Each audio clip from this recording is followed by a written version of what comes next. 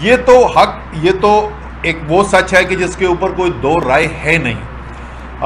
کیا ایک سازش ہوئی؟ جیسا کہ ہمارا ماننا ہے کہ اس سے پہلے کہ اگر آپ اقدامات اٹھا کر دیکھیں گے اور ان کا تانا بانا آپ جوڑیں گے تو وہ ایک کے بعد دوسرے کے بعد تیسری کڑی ملتی ہے، کس طریقے سے غیر ملکی سفیر جو ہیں یا ان کے سفارت خانہ جو ہے وہ ان لوگوں سے ملاقاتیں کر رہے ہیں، خصوصی طور پر جو بعد میں پارٹی سے کی وفاداری تبدیل کرتے ہیں اور پارٹی سے دور چلے جاتے ہیں، کس طریقے سے ہمیں نظر آتا ہے کہ پیسہ آ رہا ہے اور وہ پیسہ پھر بہایا جا رہا ہے لوگوں کے ضمیر خریدنے کے لیے، اور مختلف اس قسم کے اقدامات جو کیے جا رہے ہیں۔ یا آپ کے خیال میں یہ بیرونی مداخلت، یہ دھمکی جو تھی، یہ دھمکی کسی بڑی سازش کا حصہ نہیں تھی؟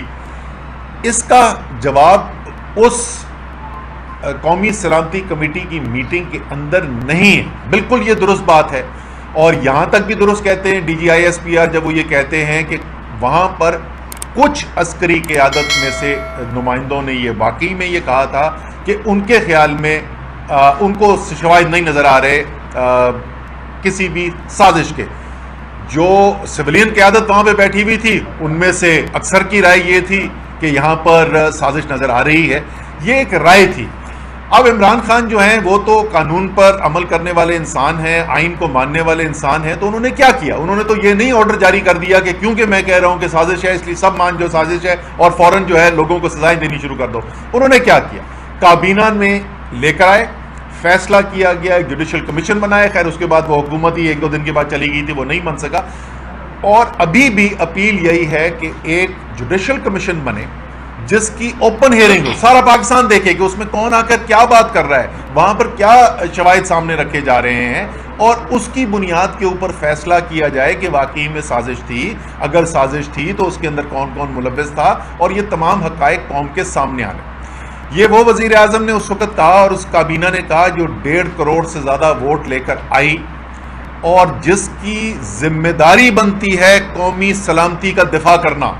یہ صرف فوج کا کام نہیں ہے قومی سلامتی کا دفاع کرنا، بلکہ اولین ذمہ داری تو بنتی ہے منتخب جو لیڈرشپ ہے قوم کی، جس کو عوام نے ووٹ دے کر بھیجا، ان کی اولین ذمہ داری بنتی ہے کہ اگر بیرونی مداخلت نظر آ رہی ہے، اگر قومی سلامتی کا کوئی خطرہ نظر آ رہا ہے تو انہوں نے دفاع کرنا ہے۔ اس بات کا تمام جو کابینہ میں لوگ بیٹھے ہوئے ہیں وہ حلف اٹھاتے ہیں کہ میں پاکستان کے آئین کا اور پاکستان کی خود مختاری اور سلامتی کا دفاع کروں گا۔ اس کے بعد آ جائیں آپ صدر پاکستان کے اوپر۔ کل مجھ سے ایک ٹیلی ویژن پروگرام میں کہا کہ انہوں نے کہا جی آپ چیلنج کر رہے ہیں کہ فوج نے کے اداروں نے جو ہے وہ انٹیلیجنس ایجنسیز کہہ رہی ہیں کہ سازش نہیں آ رہی، تو میں نے ایک آئینی حقیقت ان کے سامنے رکھی تھی۔ Supreme commander of the armed forces of Pakistan صدر پاکستان ہے پاکستان کے آئین کے مطابق۔ سپریم کمانڈر آرمڈ فورسز کے کیا کہتے ہیں؟ وہ کہتے ہیں، خط لکھتے ہیں چیف جسٹس آف پاکستان کو، اور وہ چیف جسٹس آف پاکستان کو کہتے ہیں کہ آپ کو ایک کمیشن بنا کر ان سوالوں کے جواب ڈھونڈنے چاہیے۔ تو آئین پاکستان کا کیا کہتا ہے، آئینی ذمہ داری کس کو دی گئی ہے، وہ کیا کہتے ہیں، اس کے اندر کوئی ابہام نہیں ہے۔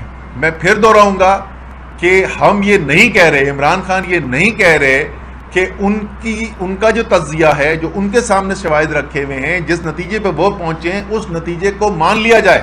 وہ صرف مطالبہ یہ کر رہے ہیں کہ قوم کا یہ حق بنتا ہے کہ حقیقت تک پہنچا جائے، اور اس کو اس تک پہنچنے کا بہترین ذریعہ، کیونکہ ہم کورٹس کی عدالت کی بھی رسپیکٹ کرتے ہیں، ایسے بھی فیصلے آتے ہیں عدالتوں سے جو ہمیں بہت پسند نہیں آتے، لیکن اس کے باوجود ہم عدالتوں کی رسپیکٹ کرتے ہیں، اور ہمارے خیال میں اگر آپ جمہوریت میں اور آئین میں یقین رکھتے ہیں تو پھر آپ کو یہ رسپیکٹ کرنی چاہیے۔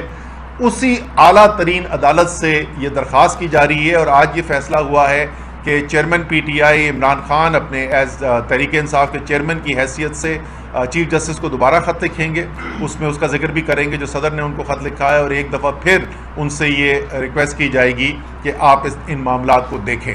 تو یہ ہم سمجھتے تھے کہ بہت ضروری ہے کہ یہ حقائق سامنے آ جائیں، اور میں ایک دفعہ پھر دہراؤں گا کہ سیاستدانوں کو آپس میں سیاسی معاملات جو ہیں ان سے ڈیل کرنے دینا چاہیے، یہ بالکل ٹھیک بات ہے، اور اس لیے اگر بار بار اس کی ان سیاسی معاملات کی تشریح اگر D G I S P R کرنا ضروری نہ سمجھے تو میرے خیال میں وہ فوج کے لیے بھی اچھا ہوگا اور ملک کے لیے بھی اچھا ہوگا. ہم ایک سیکنڈ اس میں کچھ چیزیں ایڈ کر دوں. پہلی بات یہ کہ بڑا افسوس تھا, respectfully D G I S P R نے جو کل بیان دیا اس میں انہوں نے کہا کہ فری چوائس ہے لوگوں کی ایکسپریشن کی, لیکن جھوٹ پہ مبنی یہ ساری چیزیں ہیں. تو میں سمجھتی ہوں کہ یہ ان کی اوپینین انہوں نے اپنی دی تھی کہ مداخلت ہوئی ہے, سازش نہیں ہوئی. یہ جیسے کہ اسد عمر صاحب نے کہا یہ ایک ویو پوائنٹ ہے, اور یہ کہنا کہ جو ان سے ڈس ایگری کرتا ہے وہ جھوٹ بول رہا ہے, یہ ایک انسلٹ ہے. چیئرمین پی ٹی آئی جو سب سے بڑی پارٹی ہے, جو الیکٹرل ووٹ لے کے جیت کے آئی تھی, اس پہ آپ شک و شبہ کر رہے ہیں کہ وہ جھوٹ بول رہا ہے. اس کی پارٹی کی لیڈرشپ جنہوں نے سٹیٹمنٹس دی کہ سازش ہے, ان کو آپ کہہ رہے ہیں کہ وہ جھوٹ بول رہے ہیں. یہ سراسر ان ایکسیپٹیبل ہے. اور دوسری بات یہ انہوں نے یہ بھی کہا کہ ایک پوری رپورٹ ہوئی تھی, انویسٹیگیشن ہوئی, ہم نے رپورٹ پوری پیش کی. وہ رپورٹ کوئی ایسی انٹیلیجنس کی کم سے کم نیشنل سیکیورٹی کاؤنسل میں تو نہیں پیش ہوئی جدھر یہ ڈسکس ہوئی تھی, سائفر جدھر ڈسکس ہوا تھا.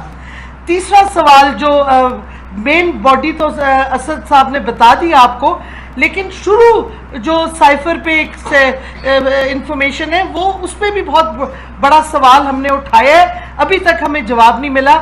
اس میں لکھا ہوا ہے کہ عمران خان کا روس جانے کا فیصلہ واحد عمران خان کا تھا, حالانکہ پوری اسٹیبلشمنٹ, ریٹائرڈ ایمبیسڈرز سے ڈسکشن,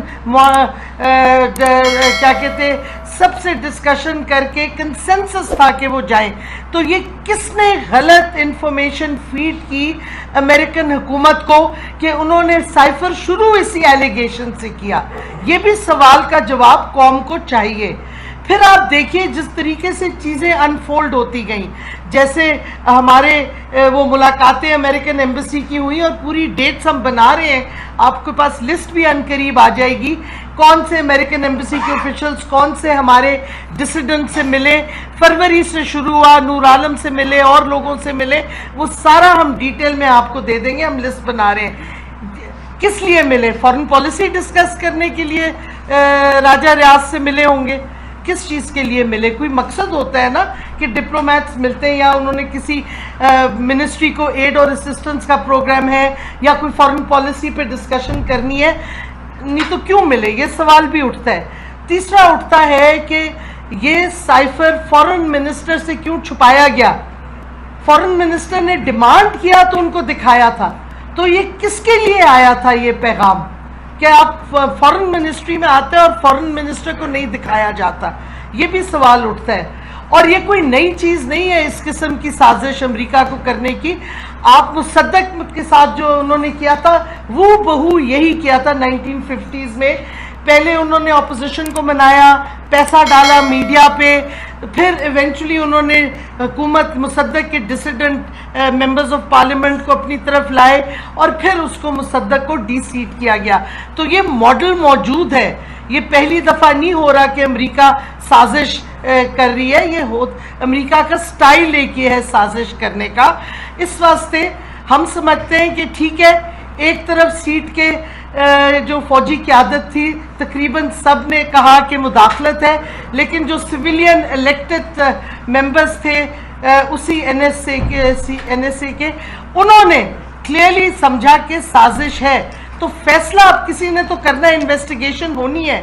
اور جیسے کہ اسد عمر نے کہا کہ supreme commander of the armed forces president of the Islamic republic of Pakistan ہے, انہوں نے چیف جسٹس آف پاکستان کو خط لکھا ہے کہ یہ انویسٹیگیشن ہونی چاہیے.